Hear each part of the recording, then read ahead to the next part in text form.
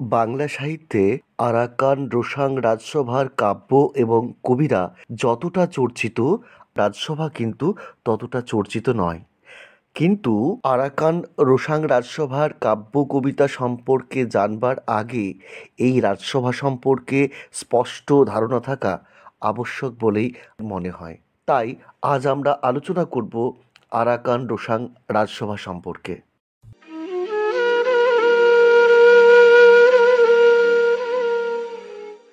ত্রয়োদশ শতাব্দীতে ইফতিকার উদ্দীন মোহাম্মদ বিন বখতিয়ার খিলজির বঙ্গ বিজয়ের পর বাংলাদেশের সঙ্গে ইসলামের ঘনিষ্ঠ সংযোগ স্থাপিত হয়।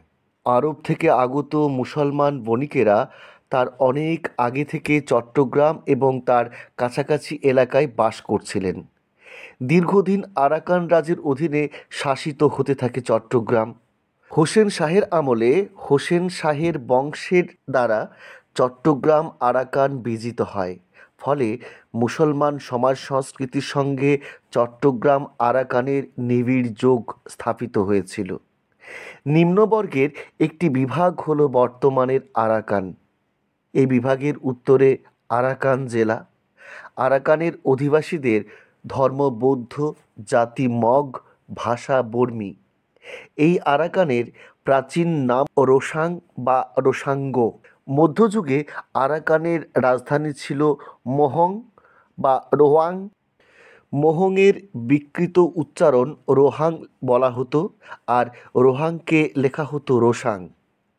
আরাকান রাজসভার মধ্যযুগের কবিরা আরাকান রাজ্যকে রোশাং নামে অভিহিত করেছেন। দীর্ঘদিন ধরে আরাকানে মুসলমান আগমন ঘটে। দশম শতাব্দী থেকে সেখানে ছোট ছোট মুসলমান রাজত্ব স্থাপিত হতে দেখা যায়। এখানকার শাসনকর্তাকে সুলতান বলা হতো।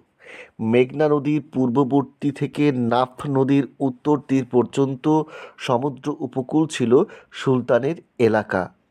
1404 খ্রিস্টাব্দে আরাকানের সঙ্গে বাংলাদেশের সংযোগ স্থাপিত হয়।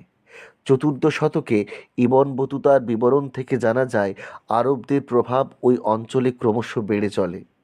রোশাং রাজা মেঙত চৌ মৌন 1404 থেকে 1434 খ্রিস্টাব্দ পর্যন্ত সামন্ত রাজা অনন্থিউয়ের বোন চৌরঙ্গীকে জোর করে গ্রহণ করলে অনন্থিউ আভারাজ মেঙত শৌয়ের সাহায্যে রোশাং আক্রমণ করেন এবং মেঙত চৌ মৌনকে পরাজিত করেন।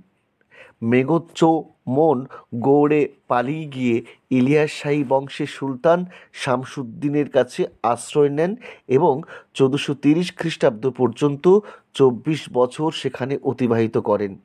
গৌড়রাজ গণেশের পুত্র জালালউদ্দিন মোহাম্মদ শাহ তাঁর সেনাপতি ওয়ালি খাঁকে রোশাং রাজ্য উদ্ধার করতে পাঠালে ওয়ালি খাঁ বিশ্বাসঘাতকতা করে সামন্ত রাজা মেচৎকারের সাহায্য নিয়ে গোপনে মেঙত চৌ মনকে বন্দি করে চট্টগ্রাম দখল করে বসেন।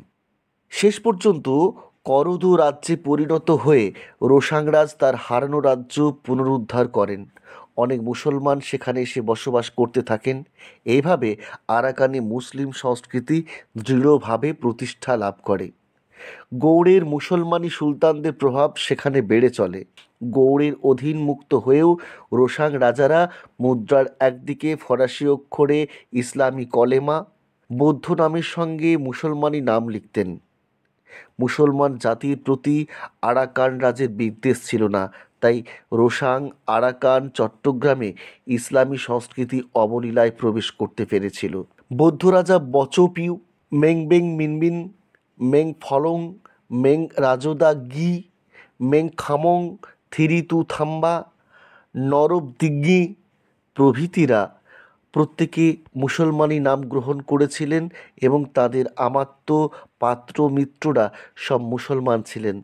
অনেকে ছিলেন ধর্মান্তরিত মুসলমান। এসব বাঙালি মুসলমানেরা বাংলা সাহিত্য ও সংস্কৃতির পৃষ্ঠপোষকতা করেছেন। এরা রোশাং রাজের প্রধানমন্ত্রী, আমাত্য, উজির ইত্যাদি উচ্চ পদে অধিষ্ঠিত ছিলেন। বাংলাকে বৌদ্ধ রাজারা দ্বিতীয় মাতৃভাষার সম্মান দিয়েছিলেন। এ গেল আরাকান রোশাং রাজসভা সম্পর্কে আলোচনা। আশা করি একটা স্পষ্ট ধারণা তোমাদেরকে দিতে পেরেছি। বন্ধুরা, কেমন লাগছে আমাদের ভিডিও কমেন্ট সেকশনে এসে কমেন্ট করে জানিও। প্রত্যেকে ভালো থেকো, সুস্থ ও সুন্দর থেকো। আপাতত টাটা।